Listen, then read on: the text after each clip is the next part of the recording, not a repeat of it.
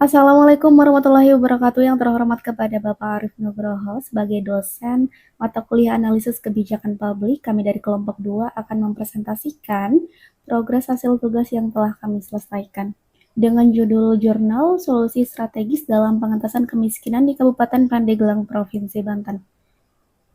Ketua kelompok 2 adalah Dedi Saputra dan beranggotakan di sini ada Siti Masitoh, Abdurrahman Sanadiki, saya Lia Urip Saada, dan Tia Nurma Fisanti. Baik, kita langsung saja masuk ke pendahuluan. Kemiskinan adalah suatu kondisi ketidakmampuan secara ekonomi untuk memenuhi standar hidup rata-rata masyarakat di suatu daerah. Kondisi ketidakmampuan ini ditandai rendahnya kemampuan pendapatan untuk memenuhi kebutuhan pokok baik berupa pangan, sandang, maupun papan.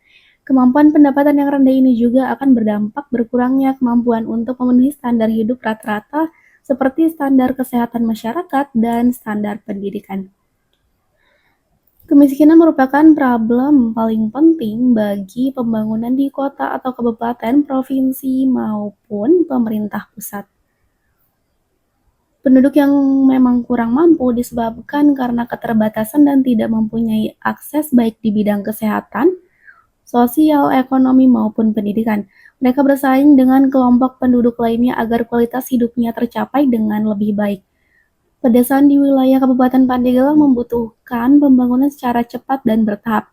Namun potensi yang dimiliki oleh Kabupaten Pandeglang belum dimanfaatkan secara optimal, sehingga dihadapkan pada isu disparitas regional. Kabupaten Pandeglang merupakan salah satu kabupaten yang ada di Provinsi Banten dengan luas wilayah 2.771,41 km persegi atau 29,63% dari luas wilayah Provinsi Banten dan terbagi dalam 35 kecamatan. Baik, di sini kita masukin data grafik indikator kemiskinan di Kabupaten Pandeglang pada tahun 2018 sampai 2022. Ini kita ambil data ini dari data BPS Kabupaten Pandeglang. Tujuan penelitian ini adalah yang pertama untuk mengetahui faktor penyebab terjadinya kemiskinan di Kabupaten Pandeglang. Yang kedua untuk mengetahui potensi di Kabupaten Pandeglang yang dapat dijadikan sebagai faktor pendorong peningkatan kesejahteraan masyarakat. Selanjutnya di sini ada studi pustaka ya Kak. Nah, yang pertama di sini kita ada konsep implementasi kebijakan publik berkenaan dengan uraian studi implementasi, maka setidaknya perlu diuraikan terlebih dahulu pengertian dan prinsip implementasi kebijakan publik yang dikemukakan oleh Pressman dan Wildavsky tahun 1979 nomor 21 menyatakan bahwa implementasi kebijakan merupakan tahap yang krusial dalam proses kebijakan publik. Suatu program kebijakan harus diimplementasikan agar mempunyai dampak atau tujuan yang diinginkan. Selanjutnya di sini ada gambar proses perumusan kebijakan. Data ini diambil dari Lester dan Stewart tahun 2000 nomor 5. Selanjutnya di sini kita menggunakan metode penelitian kualitatif teknik deskriptif. Menurut Saryono tahun 2010, penelitian kualitatif merupakan penelitian yang digunakan untuk menyelidiki, menemukan, menggambarkan, dan menjelaskan kualitas atau keistimewaan dari pengaruh sosial yang tidak dapat dijelaskan, diukur, atau digambarkan melalui pendekatan kuantitatif. Next, selanjutnya, teknik pengumpulan data. Data yang dikumpulkan dalam penelitian ini menggunakan data sekunder. Data sekunder diperoleh dari instansi atau dinas yang terkait dengan penelitian. Selain itu dikumpulkan juga dari buku-buku dan laporan penelitian. Selanjutnya kita masuk ke pembahasan. Yang pertama di sini ada gambaran umum Kabupaten Pandeglang. Kabupaten Pandeglang dibagi menjadi 35 kecamatan dengan 13 kelurahan dan 322 desa. Kecamatan Desa, Kecamatan Cikesik, merupakan kecamatan terluas di Kabupaten Pandeglang dengan luas 322,76 km persegi. Sedangkan Labuan merupakan kecamatan terkecil dengan luas 15,66 km persegi. Selanjutnya, di sini ada gambaran ketimpangan kemiskinan di Kabupaten Pandeglang. Sejak tahun 2021 hingga tahun 2023, jumlah penduduk miskin di Provinsi Banten secara umum telah mengalami penurunan yang signifikan terlihat dari yang tadinya 867,23 jiwa pada tahun 2023 menurun menjadi 326,13 jiwa. Selanjutnya, faktor-faktor penyebab kesenjangan kemiskinan di Kabupaten Pandeglang.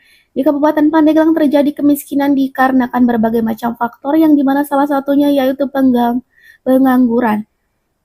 Diketahui dari data Badan Pusat Statistik Pandeglang pada tahun 2021 jumlah pengangguran mencapai 42.523 orang dengan rincian angka pengangguran untuk laki-laki sebanyak 27.791 orang dan perempuan sebanyak 16.977 orang.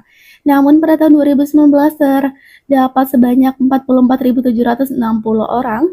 Kemudian di 2020 total pengangguran di Pandeglang naik menjadi 48.470 orang dan pada tahun 2021 total pengangguran turun menjadi 42.523 orang. Data ini diambil dari Nur Mayasari et al. Tahun 2022. Namun di balik faktor penyebab adanya kesenjangan kemiskinan yang ada di Kabupaten Pandeglang, dilansir dari berita Kementerian Pertanian, yaitu Kabupaten Pandeglang sendiri merupakan salah satu kabupaten yang termasuk mempunyai lumbung padi terbesar di wilayah Banten, di mana mampu menyumbang 30% dari total produksi Provinsi Banten. Dari data PDRB Kabupaten Pandeglang pada tahun 2016 sampai 2020 yang dipublikasi oleh BPS Sektor Pertanian merupakan pemberi kontribusi terbesar. Sektor pertanian masih menjadi sektor utama yang dijadikan mata pencaharian oleh masyarakat Kabupaten Pandeglang. Data ini diambil dari Al-Mukarramah tahun 2022. Kesimpulan dari jurnal ini adalah dari luas wilayah Kabupaten Pandeglang 2.746,89 km persegi dan memiliki panjang garis pantai 230 km persegi berpenduduk 1.149.064